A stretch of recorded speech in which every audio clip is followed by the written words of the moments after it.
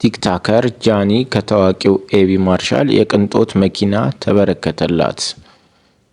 ሰሞኑን እንግዲህ በማህበራዊ ሚዲያ በተለይም በቲክቶክ መድረክ ላይ በርካታ ተከታዮችን በማፍራት የምትታወቀው ወጣት ጃኒ ከተደነቀውና ስኬታማ የካፒታል ገበያ ባለሙያ ትሬደር ኤቢ ማርሻል እጅግ ውድ እና ዘመናዊ የመኪና ስጦታ ተቀብላለች።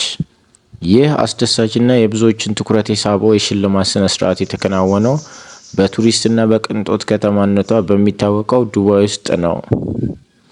ከፍተኛ ግምት የሚጠይቀውና በደማቅ ሁኔታ የተከበረላትን ይህንን የቅንጦት መኪና ስትረከብ የተሰማትን ታላቅ ደስታና አድናቆት ለተከታዮቿ ያጋራች ሲሆን ክስተቱ በማህበራዊ ሚዲያ መነጋገሪያ ሆኖ አልፏል።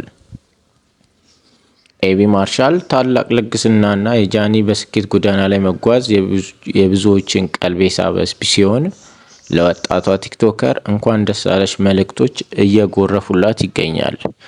ከዚህ በፊት ኤቢ ማርሻል ከተለያዩ ሰዎች ጋር በአሉታዊ ኦንታይም መልኩ ስሙ ሲነሳ የቆየ ትሬደር እንደሆነ ይታወቃል።